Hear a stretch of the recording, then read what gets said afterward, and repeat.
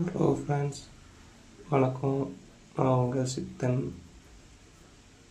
நான் இன்னைக்கு உங்கள்கிட்ட பேச ஒரு கருத்து என்னென்னா, அமைதி. அமைதியிலிருந்து என்ன கிடைக்கும், அந்த கருத்தை தான் நான் உங்கள்கிட்ட இன்றைக்கி பேச போகிறேன்.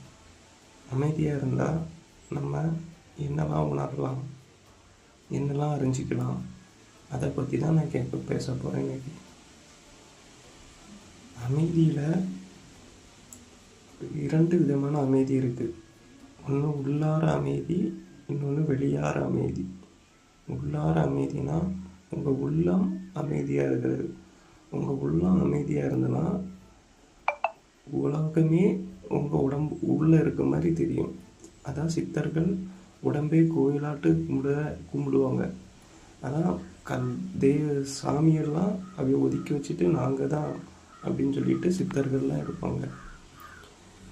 இது உள்ளார அமைதி. வெளியார அமைதினா உங்கள் காதால் நீங்கள் அமைதியாக இருக்கிறது. நீங்கள் தனியாட்டு ஒரு இடத்துல நீங்கள் இப்போ நீங்களாட்டு அமைதியாக இருக்கிறது. அமைதியாக இருக்கும் சும்மா உங்களை சுற்றி கேட்குற சத்தம். இப்போது அதுக்கு எக்ஸாம்பிள், இப்போ நான் உங்கள்கிட்ட பேசிட்டு தான் இருக்கேன், அதை தாண்டி நான் ஒரு காகம் சத்தம் கேட்குதா, இதுதான் வெளியார அமைதி.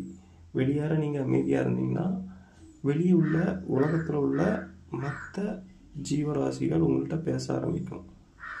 இதுவே உள்ளார அமைதியாக இருந்தீங்கன்னா அந்த ஜீவராசிகளுக்கு சத்தத்தை நீங்கள் அடக்கி அதுகளுக்கு மனசார நீங்கள் பேச ஆரம்பிப்பீங்க. அதான் சித்தர்களோட சித்துன்னு சொல்லுவாங்களா, அந்த சித்து.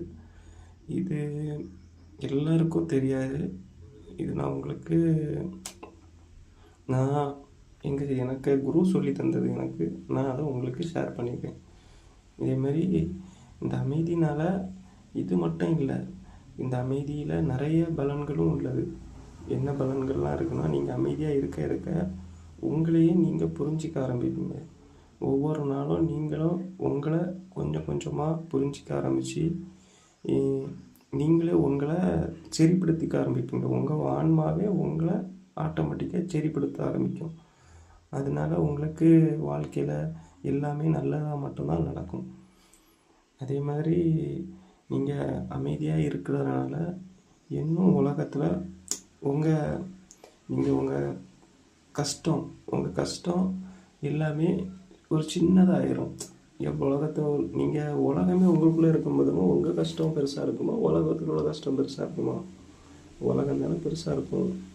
அதனால் உங்கள் கஷ்டம்லாம் அப்போ சின்னதாகிடும். அதனால தான் சித்தர்கள்லாம்